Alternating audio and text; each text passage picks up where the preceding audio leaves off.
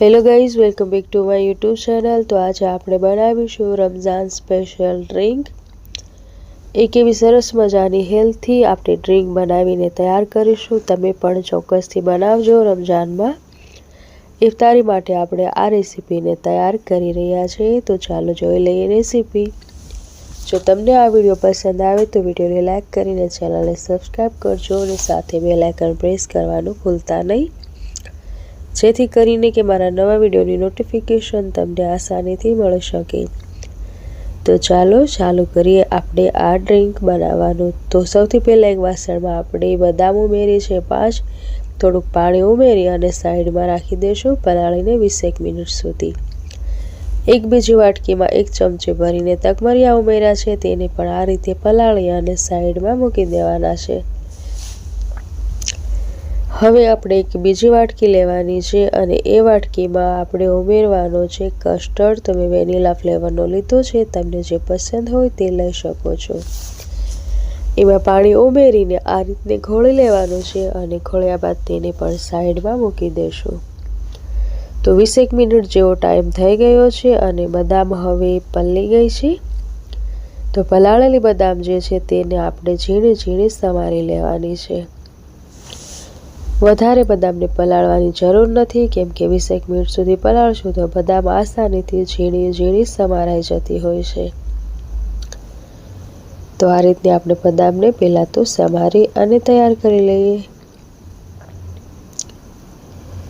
તો બદામને મેં અહીંયા પર આ રીતે સમારી લીધી છે અને હવે એક બીજું વાસણ લીધું છે, તેમાં ઉમેરશું દૂધ। તો 2 કપ ભરીને મેં દૂધ લીધું છે અને 4 મોટી ચમચી ખાંડ। તમે જે રીતે બનાવતા હોય એ પ્રમાણમાં તમે ઉમેરી શકો છો। દૂધ અને ખાંડનું પ્રમાણ વધારે કે ઓછું રાખી શકો છો। હવે તેને આપણે ગેસ ઉપર મૂકશું અને ખાંડ ઓગળે ત્યાં સુધી દૂધને સતત ચલાવતા રહીશું। પહેલાં આપણે ગેસની આંચને તેજ રાખશું અને પછી ધીમી કરશું। તો અત્યારે હું તેજ આંચ ઉપર જ દૂધને ગરમ કરી રહી છું। ખાંડ ઓગળે ત્યાં સુધી ચલાવશું। તો આ રીતે એક ઉફાળો આવે એ રીતનું આપણે દૂધને ગરમ કરી લેવાનું છે। તો દૂધ ગરમ થઈ ગયું છે અને હવે એમાં ઉમેરશું સેવ। તો 2 ચમચી જેટલી સેવ ઉમેરી છે અને હવે એકવાર ફરીથી મિક્સ કરી લેવાનું છે। જો તમને સેવનો ટેસ્ટ પસંદ હોય તો તમે ઉમેરી શકો છો, નહીં તો સ્કીપ કરી શકો છો। ફરીથી એકવાર દૂધને ગરમ કરીશું, 2 વાર ઉફાળા આવે તે રીતનું ઉકાળી લઈશું। આ રીતનું દૂધ ઉકળી ગયું છે। હવે આપણે જે પલાળી અને તૈયાર કરેલો જે રાખ્યો છે કસ્ટર્ડ, તે ઉમેરી દેવાનો છે। કસ્ટર્ડ ઉમેરાઈ જાય એટલે ફરીથી એકવાર મિક્સ કરીશું અને ગેસની આંચને એકદમ સ્લો કરી દઈશું, જેથી કરીને કે દૂધ ના ઉભરાય। 5 થી 7 મિનિટ સુધી આપણે આ જ રીતે સ્લો ટુ આંચ ઉપર દૂધને ચલાવીશું અને પકવતા રહીશું, જેથી કરીને કે દૂધ છે તે ઘાટું થઈ જાય। તો થોડીક વાર સુધી આ જ રીતે પકવતું રહેવાનું છે દૂધને। ગેસની આંચને તેજ નથી કરવાની, નહીં તો દૂધ ઉભરાઈ જશે। તો ધીમી આંચ ઉપર આપણે દૂધને ઉકાળી લેવાનું છે 5 થી 7 મિનિટ સુધી। તો હવે અહીંયા 5 થી 7 મિનિટ જેટલો ટાઈમ થઈ ગયો છે અને ગેસને મેં બંધ કરી દીધો છે। તો તમે જોઈ શકો છો કે દૂધ કેટલું પહેલાં પતલું હતું અને હવે એકદમ સરસ મજાનું એવું ઘાટું થઈ ગયું છે। તમે આને દૂધનું શરબત પણ કહી શકો છો। દૂધને આપણે ઠંડુ કરી લીધું છે અને હવે બીજા એક જગમાં એને ટ્રાન્સફર કરશું।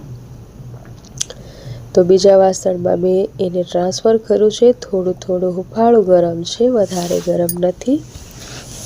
હવે આ રીતે કોઈ પણ ગ્લાસ લેવાનો છે, કાચનો હોય કે સ્ટીલનો હોય, એમાં તકમરિયા ઉમેરશું અને ત્યારબાદ જે આપણે ગરમ કરેલું શરબતનું દૂધ છે તે ઉમેરી દેવાનું છે।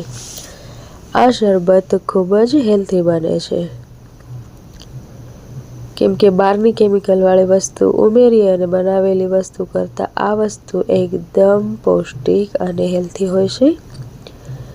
ઉપરથી થોડાક તકમરિયા અને સમારેલી બદામ ઉમેરશું। ત્યારબાદ આપણે ઉમેરશું થોડીક ટૂટી ફ્રૂટી અને તેને ગાર્નિશિંગ કરી લેવાનું છે। ગુલાબની પત્તી જો તમને પસંદ હોય ટેસ્ટ તો જ ઉમેરજો, નહીં તો સ્કીપ કરજો.